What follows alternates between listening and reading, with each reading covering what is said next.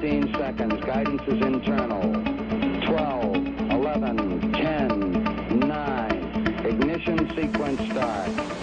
6, 5, 4, 3, 2, 1.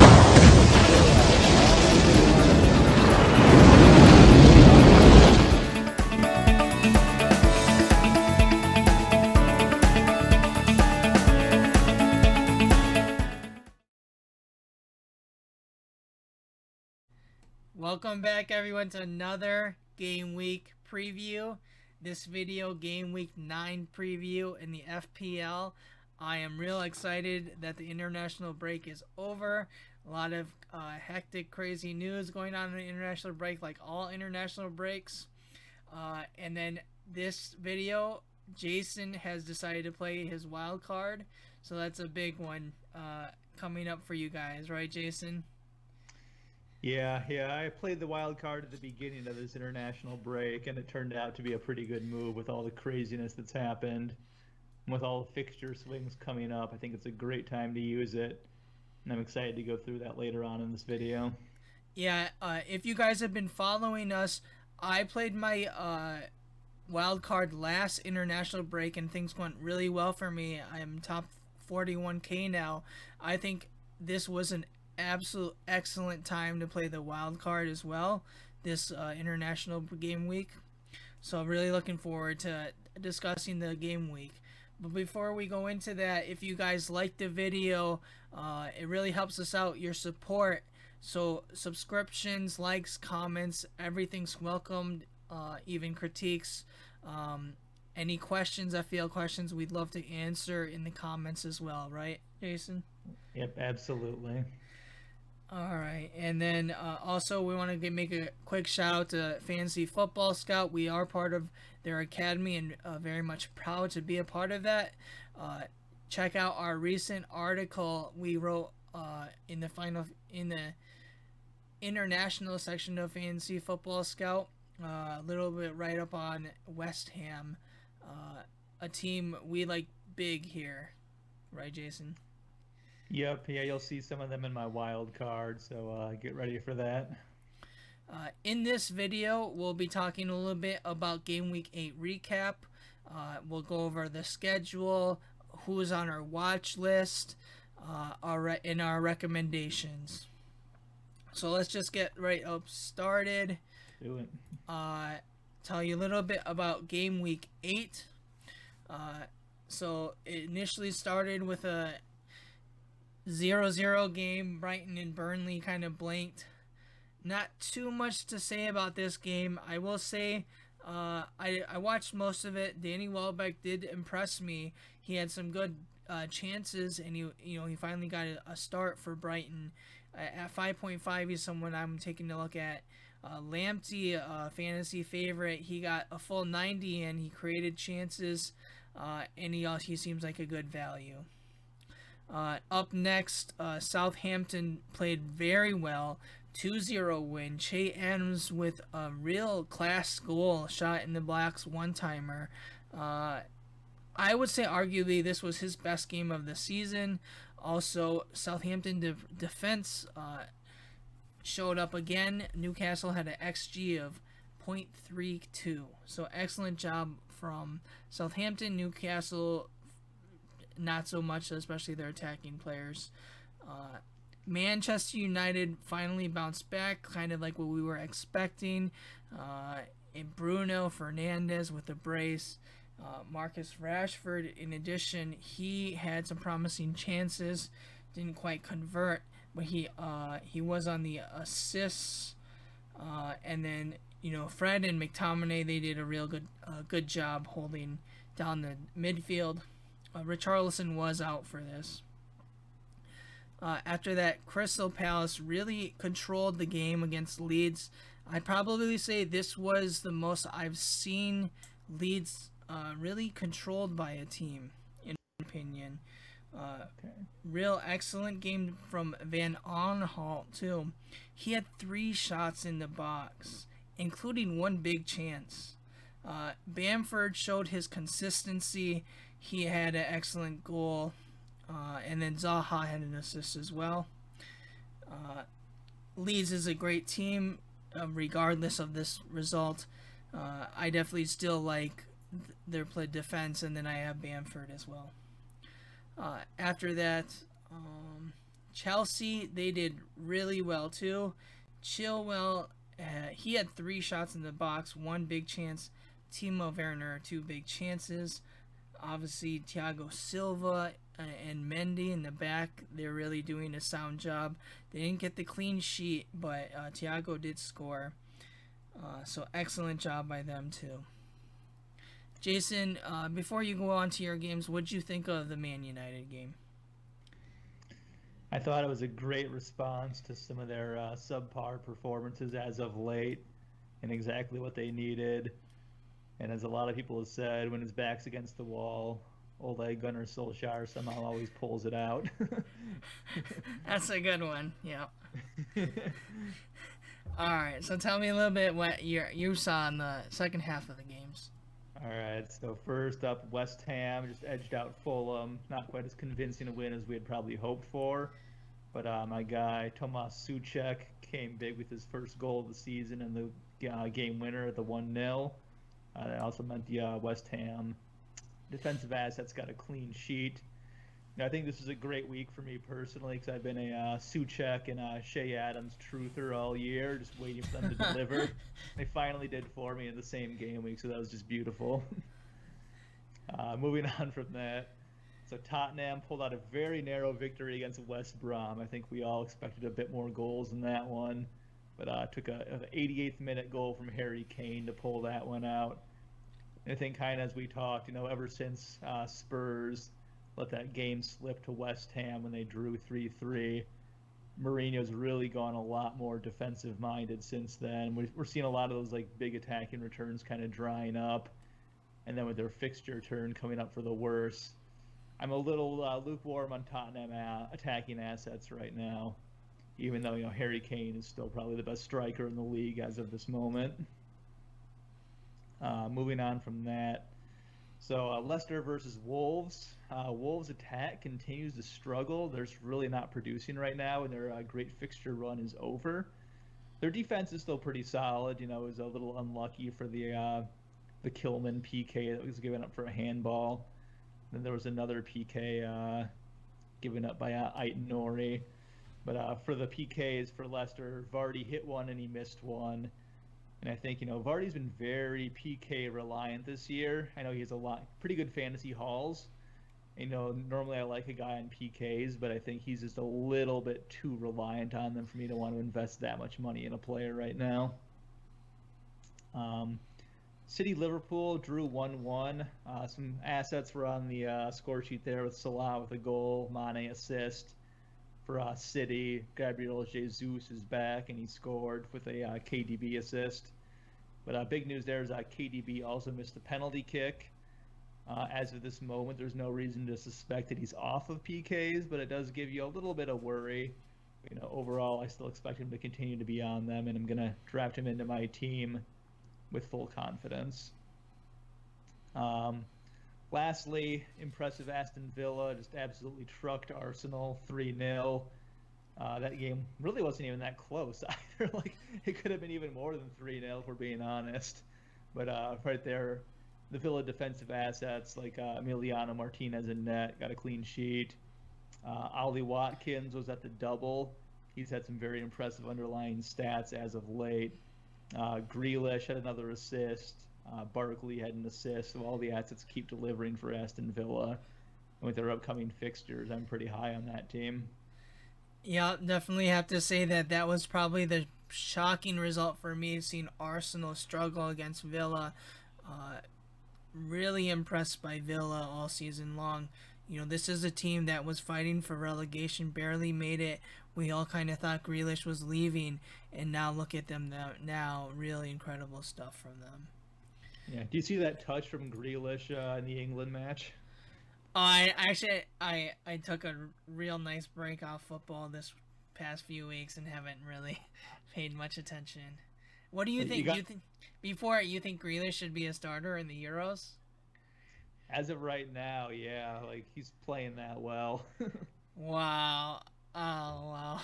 I mean, they got so many out. They have Sterling and stuff. Rashford. Yeah, Sterling, Rashford, Sancho, obviously Kane at the 9.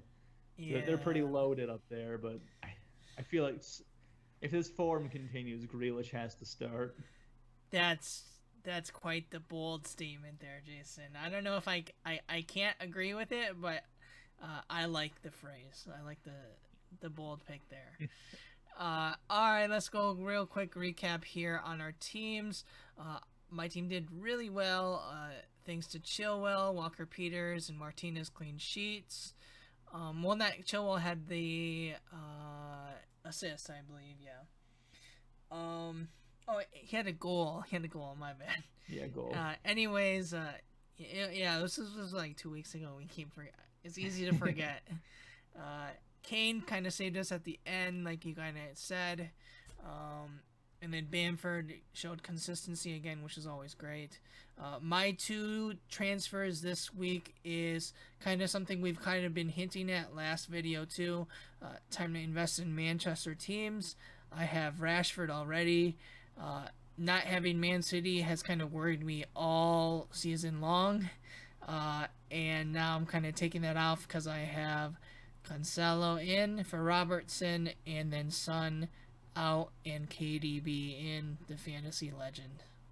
Jason, tell me how you did. My biggest green arrow of the year, I went from, I don't know, 1 or 2 million or something. I think it has 2 point some million up to 700K. So that's a nice green arrow with 82 points. All my defensive assets that I started banked for me. I got Cresswell in this week for the Fulham match. He gave me a clean sheet. Really could have scored goals and created some chances too. Souček was obviously the hero for me, along with Che Adams delivering in the same week. Yeah, beyond that, I captained Kane as well, so I kind of got bailed out there. Timo Werner keeps producing for Chelsea, so I've been happy to have him. Then obviously Salah had the goal against Man City. But I think the big news, we can go on to the next slide. Let's dive into my wild card team. This is what I care about. That's what we all care about. Here's my draft. Still got a lot of guys in contention. We still have another day of the international break to get through tomorrow, and another COVID test for Salah to get through on Thursday. So things can still happen, but as of right now, this is where I'm at. So let me explain through this, and then I'll get your thoughts on what you think of my thought process here. So Aston Villa have amazing fixtures, and defensively they've been very sound. Emiliano Martinez is in as my goalkeeper. Defensively, I'm kind of going with the big 3 here of Joao Cancelo. City have great fixtures, and he has been attacking at a pretty insane rate. Last 4 matches, he's leading the league in chances created. Ben Chilwell has been on fire for Chelsea. They also have a great fixture list, and I believe he's number 2 for chances created amongst defenders. And then, same theme, Aaron Cresswell, great fixtures coming up, and is number 3 in chances created amongst defenders. So my 4th defender here is going to be Tariq Lamptey. I think most weeks he'll be on the bench, but he's always going to be a solid producer of points, both defensively and attacking-wise. And then Burr is just my enabler for now. I do think if Nathan Ferguson, he's currently 4.0, if he drops to 3.9, I'll probably bring him in as my enabler, just because if and when he finally gets back healthy and playing, he'll likely be the starting right back for Crystal Palace. So moving on to midfield, this is where most of my budget got spent. So right now I have Salah, KDB, Fernandez as a big 3, and then Grealish as my kind of 4th talisman. And then Souček is kind of the enabler that has a lot of upside in my mind right now with his upcoming fixture run. One thing I'm considering here, and this is a big if, Salah tests positive again on Thursday for COVID, there's a good chance he'll miss at least the next 2 game weeks. And if that happens, I'll probably take him out for Sadio Mane. And then once Salah's back, I'll transfer him back in.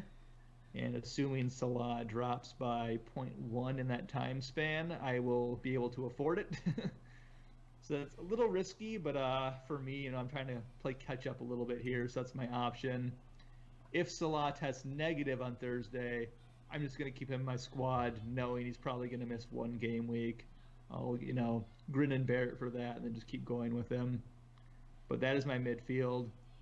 Pretty happy with that. That's where a lot of my heavy hitters are.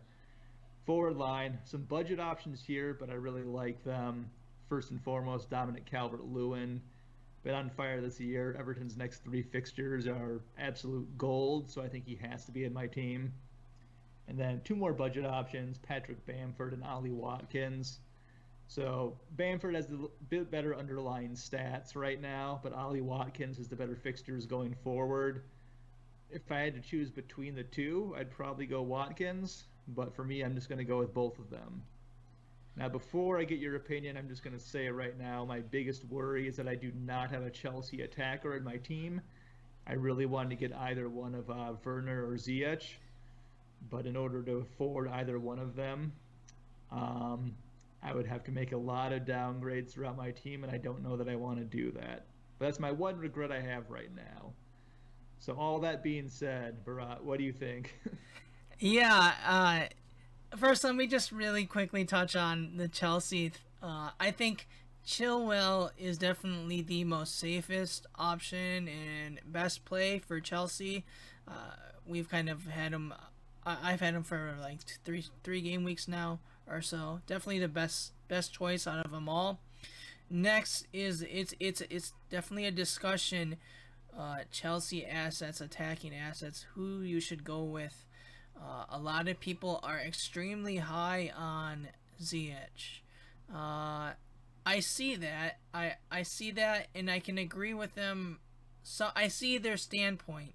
He's an excellent chances creator, multiple assists in the last game week. My only problem with Hakim Ziyech is going to be we don't know we still don't know how, when Chelsea are, if they are ever fully healthy, how they are really going to line up with a Pulisic in, Yeah. Pulisic can create as well. He's not the crosser like Ziyech, but I just want to see how he plays with Ziyech.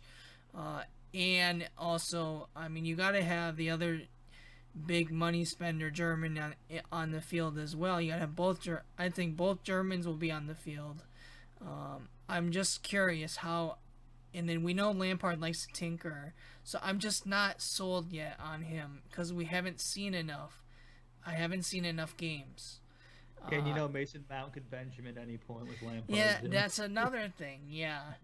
I'm not, and I mean, we know there's gonna be, they're in the Champions League, but I think, they've won all their games, I'm pretty sure. So I think they'll get plenty of that's the time when they'll do some rotation. There's more in the Champions League than the Premier League. But yeah, I'm not sold on him yet. I like Timo Werner more. I like Timo Werner because we've seen him score these goals, these striker goals for Chelsea now. You see just how lethal he is as a striker, and that's the only player on Chelsea that can do that. They don't have anyone as clinical of a finisher as him. So if I had to choose one, I would go with Timo Werner, and I'm likely going to take out Harry Kane next week and put Werner in my team. Yeah, that's a good move. Next, let's talk a little bit about your wild card. Obviously, this is huge. I like your team a lot. Your big play, we kind of discussed this off the video, is relying on the Watkins and the Souček. You're tripled up on this team, right? Villa, Watkins, Grealish. Tripled up on Villa, yeah. Yeah, Watkins, Grealish, Martinez. I don't know if I can agree with that, but I see your point. Like, that's your risk. That's the risk you're taking. I think your defense is very strong. It's stronger than my team. I think maybe you're investing just a little bit too much in it. But that's just that's a style. I like the amount you've invested in your midfield. I think it's very good given the way FPL has been this season. I've gone with Rashford over Fernandez, but Bruno is definitely this. I don't know. I think it's the wiser choice for now, but I wouldn't rule Rashford out just yet. I think either way, both will get a lot more points when now Tony is back, Martial, and I think he's going to help out Bruno a lot. So those are kind of my opinions. I definitely, obviously, the must-have on the wild card is going to be Calvert-Lewin, Kevin De Bruyne, Salah keep if you have him. Or your whole, if he tests positive again, he could be out. He could drop down to 12.0. Then you could do the Mane play. I like that. That's what I would do. Yeah. Real quick, I'll just say Salah is actually 12.3 right now. The value you see on the screen just reflects what I have him at, just as an FYI. Right. Yeah. Exactly. If you can afford to get Salah back after he's COVID negative and can play again, that's the play. Is Mane. So overall, excellent team, and then I'm riding with you on Man City, De Bruyne and Cancelo. I did the same move. Yeah, it seems like the safest option for me. Sterling's a bit more of a Maverick pick. Same with Gabriel Jesus.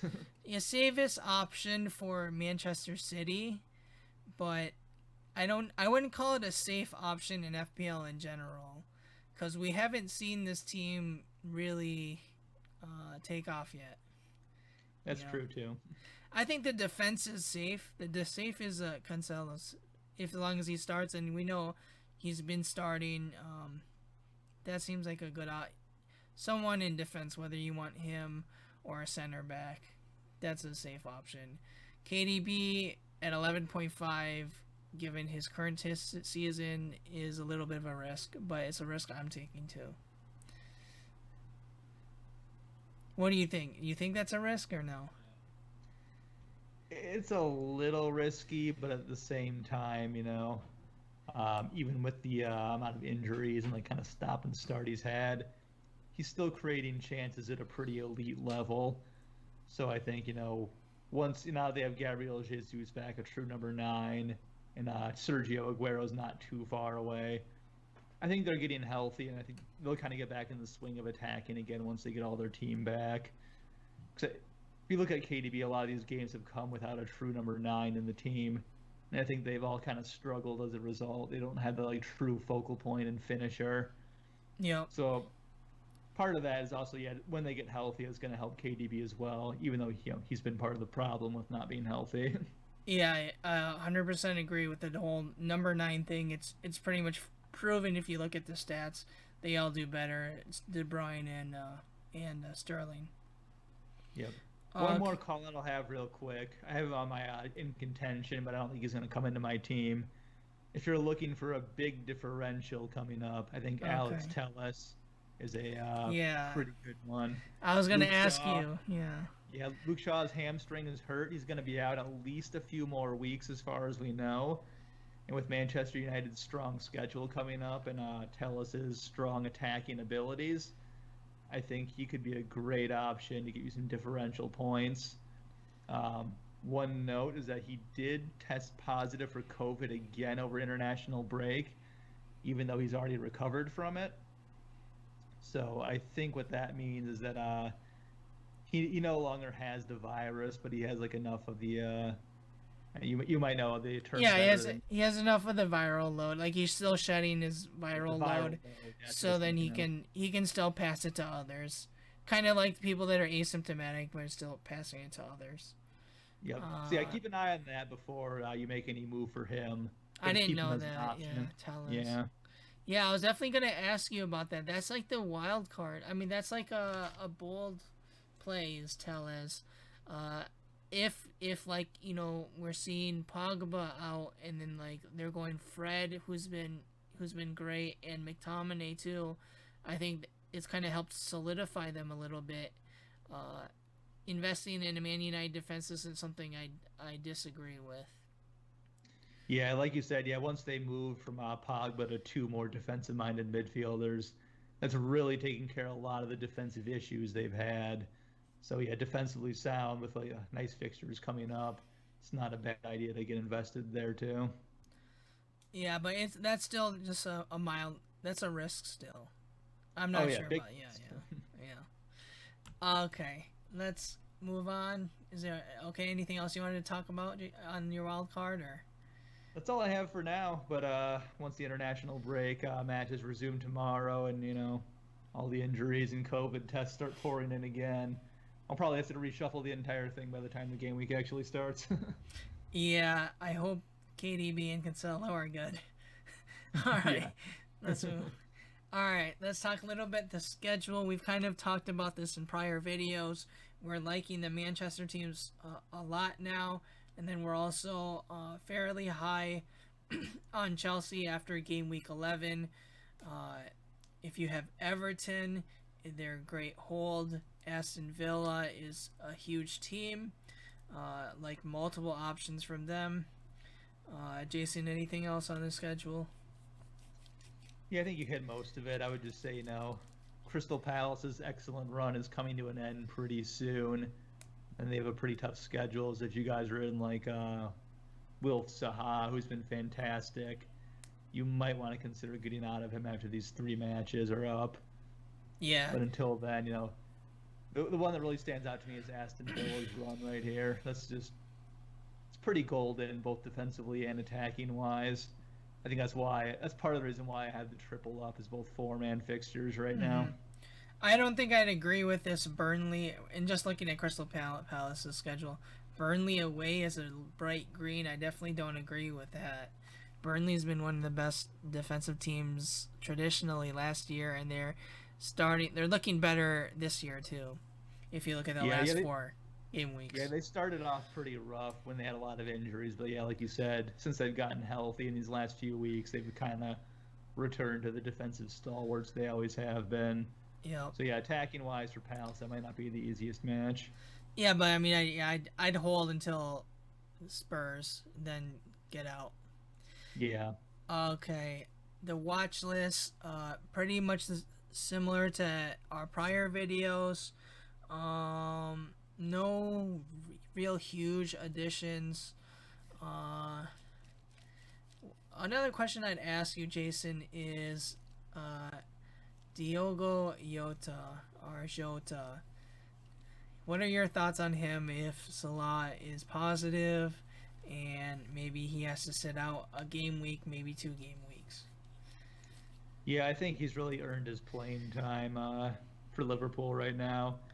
Even if Salah is healthy and able to play, I think Jota's kind of forced his way into the lineup at this point. Possibly changing the formation more to a 4-2-3-1 or in place of Firmino. Mm-hmm. That's just how good he's been recently. So if you're looking for kind of like that little more budget differential for to get into that Liverpool attack, I think he's a pretty fantastic option right now. Yeah, incredible option, I think.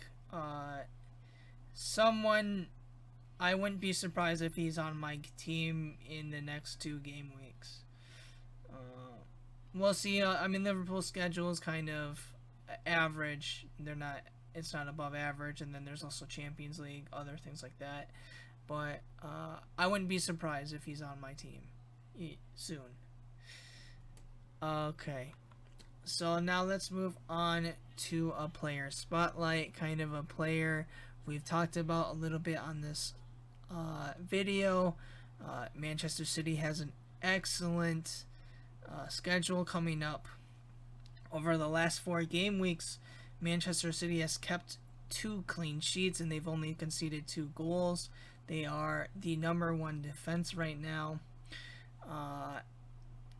Chances created, he is number 1 for defenders, and then you also said he's number 1 overall. Just defenders. Yeah, just defenders. But he is high in chances created. He is number 1 for defenders in terms of expected goal involvement. So it's kind of hard to not take a little bit of a shot at having Joao Cancelo on your team. This is a player I know pretty well. I think he made, in my opinion, he made his name in the Italian league. Inter Milan, they transferred him in the winter game weeks, and he was their number 1 creator. He really helped Inter. They were like 6th or so in February, and then with him, he got them back into the Champions League. That made him the big move to Juventus, where he didn't play as well as Inter, but he played very well. And then from the City, since he's been at City, he's had difficulty with Kyle Walker at that right back position. So Guardiola, he's had difficulty in Man City in general finding a left back. Finally, they're playing Cancelo at that left back position, and it's been really working out for them. Jason, what do you think of Joao Cancelo? It was hard to say who the first defender was in my wildcard team between him and Chilwell, but the bottom line is I wanted both of them really badly. Like you said, they have both been just absolutely fantastic. Really, the only downside I see with Cancelo right now is the impending return of Benjamin Mendy, who I'm guessing is going to stay on the bench when he gets back, because Cancelo's just played his way into the starting role. He's earned it. He's been absolutely fantastic. Guardiola has really praised him as well in the press. So that's like the only worry I have. But, yeah, I mean, numbers he's putting up right now are just blowing me away. Exactly, yeah. Over the last 4, him and Chilwell, it's a little bit of a toss-up. But then when you look at who has a better overall team in terms of defense, I'd go with Manchester City, especially with Ruben Diaz, right? Yeah, Ruben center Diaz. back. Yeah. He seems like he's been a really good transfer for them. So really, I'm really high on Manchester City defense. And if there's one choice, I'd pick Cancelo. And if you want to go cheaper, I'd go with Ruben Diaz. Yep. So I have a question. When Juventus and City did their swap for Cancelo for Danilo? Yeah. Why did Juventus do that? Something to deal with basically financial fair play, where it's kind of like how they did this swap with Barcelona with Pjanic. And the Brazilian midfielder Artur, yeah. So it's basically like a way of balancing your books, and it's also a way of like saying it's almost like you can count it as a profit of like the transfer. Like, oh, we made 40 million euros for making this transfer. So it's just that's really tricks, basically. accounting tricks. Yeah. Okay, Jason, tell me a little bit about your Game Week 9 checklist. All right, so Game Week 9 checklist. Lots of green arrows to be had here. First and foremost, we've already covered it. There's fixture turns going all over the league. Take advantage of them right now as best you can. To get more specific into that, Spurs exit plan. I definitely want to get out of Son. If you have Kane, I'd probably get out of him if you could. But he's a potential hold just with how good he's been playing this year. But overall, I'd rather get out of Spurs if I could. Number 3, who do you want to get into? Both Manchester clubs and Chelsea. Defensively and attacking-wise, for all 3, I think, would be great options. Number 4, where are some of the budget, like strong value options coming from? For me, they're primarily coming from Aston Villa and West Ham right now. You can see that kind of reflected in my wild card team as well.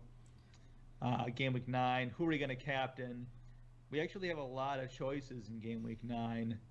So the first one that came to mind for me was Bruno up against West Bromwich Albion. After that, it gets a little tricky. So if Salah doesn't play, which I'm assuming he's not, I think Sadio Mane could be a nice cheeky shout for a differential captain. Also, we have Dominic Calvert-Lewin against Fulham. That seems like a pretty great smash spot for him now that he has Richarlison and James Rodriguez both healthy and ready to play alongside him. Also, Timo Werner has been on fire, both for club and country. I think it's hard to overlook him right now. And then another guy on fire is Jack Grealish going up against Brighton. I think he's another. If you really want a differential option, you could consider him as well. So lots of great fixtures amongst these heavy hitters this week. So you have your pick of the litter. What are you doing? Oh, okay. DCL against Fulham. Did he play? Did he play with England? I didn't check yet. He played and he scored a penalty kick at that. Did he? When was it? Their last game was yesterday, right? I'd have to check. I mean, if he's healthy, man, that looks great. Only thing I worry about with that fixture is we saw James Rodriguez played in South America for like a World Cup qualifier. So we know always South Americans coming back, they're usually jet lagged and don't play as good as soon as they come back. So that's a little bit of a concern, but Fulham is always tempting fixture to captain. Obviously, I think I'm going to have to play a safe route no matter what I do, but this is definitely the game week here to take a punt, take a differential. Me personally, right now I'm thinking DCL, but if I had to choose anyone, Bruno and then Timo Werner. Jason, what are you thinking? I'm probably gonna do Bruno and kind of be on the safer side, but I have to admit I'm really tempted to do Dominic Calvert-Lewin, maybe even Sadio Mane if Salah tests positive again. Yeah, it's tough. No, this is definitely a tough game week. Like last game week, it was really easy, the Harry Kane pick. This game week, it's up in the air. Yeah, because I'll say with Liverpool, obviously their defense is decimated. Playing against Leicester, who their defense is also decimated right now. Even Kasper Schmeichel came off with, I think, was a probable concussion in the international break. So Sadio Mane could be going up in a shootout with Leicester. Wow. So I've always got that at the back of my mind, and that could be a good option. You know, if they have no Schmeichel, no Soyuncu, I think Evans is still out, Castagne is still out, Pereira's still out. That's going to be really interesting. Well, Pereira wouldn't help them defensively, though. No, he wouldn't. But he would play on Mane's side to force Mane to play a little more defensively. Yeah, that's true. Mane does track back. Excellent player, regardless. Like, really world-class player. Underrated. Yeah, fantasy I like Salah more, but real life, man, it's close. I might go Mane in real life. Yeah, I like I would just about go Mane as well in real life. Yeah. Okay, so you're kind of it's a toss-up. This is kind of like a Friday night call, captaincy. Yeah. But basically, those are definitely all the names I'd consider right now. Yeah, those are the big ones for me. Or I would also throw a punt of Chilwell. Okay. That could be interesting. So here's kind of our next 4 game week recommendations. Kind of players we've already talked about. Ben Chilwell. Chelsea defense looks more sound with Thiago Silva and Mendy. Timo Werner, clinical lethal striker. He's playing like how we expect him to start, but now he is what we know him as. And then KDB, fantasy dream last season, excellent player, excellent fixtures. Jason, tell me a little bit about your recommendations. Yeah, pretty similar to yours actually. Bruno, I think, has excellent fixtures. He's after that game against Everton, I think it's hard to go against him right now. KDB, City have great fixtures coming up. Once again, he's another talisman on penalties. Hard to go against that guy as well. And then my third spot for the defender, I'm going to go Ben Chilwell here as well. Yeah, I think he just edges Joao Cancelo over these next 4 game weeks. And then, after these 4, actually, Cancelo's fixtures get even better. So then you could argue that Cancelo would be the pick after the next couple of weeks. Yeah. Actually, I forgot we didn't mention any KDB or Sterling. Would these be part of your captaincy picks? I think Sterling might be injured though, or he has a knock or something, right? Yeah, Sterling had a knock at that last match, but it wasn't expected to be serious. Yeah. For me, with City playing against Tottenham, I was kind of avoiding that match. I wasn't really sure what to expect there. With Tottenham playing a little more defensively recently, I was kind of hesitating to recommend City assets in that match, and there's so many other great options out there for the captaincy. I don't know, what are your thoughts on that? Would you want to go on City against Tottenham when you have other options? I think City can light up any team in the league right now. Yeah. Obviously, they haven't done it this season. Like, they haven't really done it, but they could.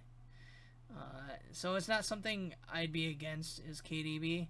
Just, this is more of a, if you're a huge KDB fan, if you like, this is like a little bit nostalgic from last season too.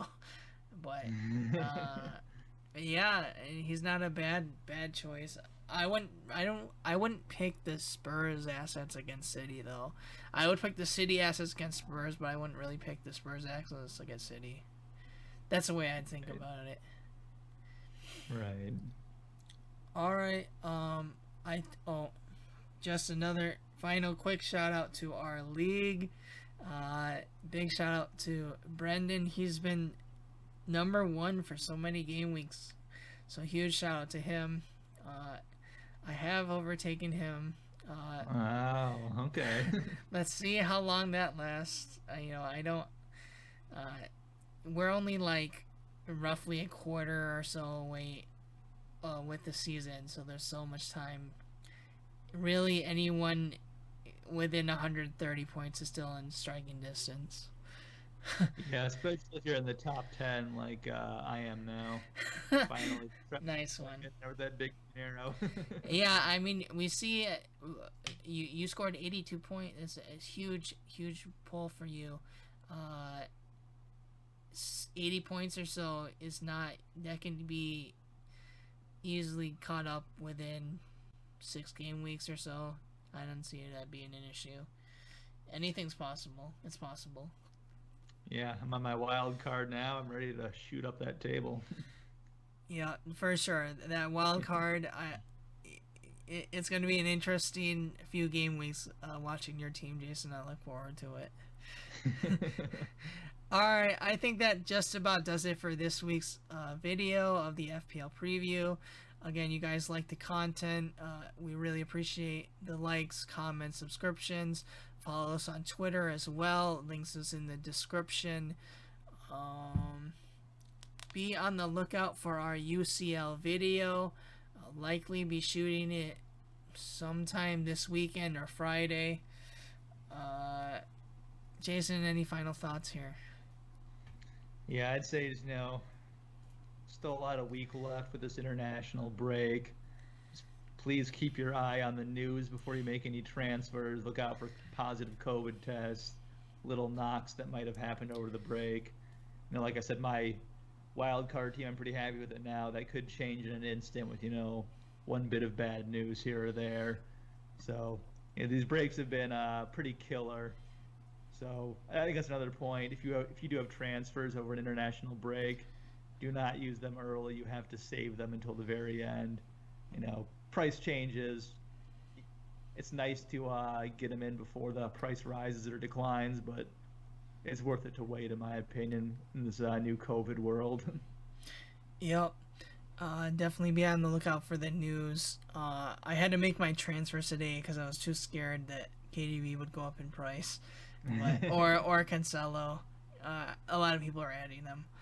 Yeah, be on the lookout for our UCL, and we'll see you guys next week. Take care. Ciao for now. All right, see you guys.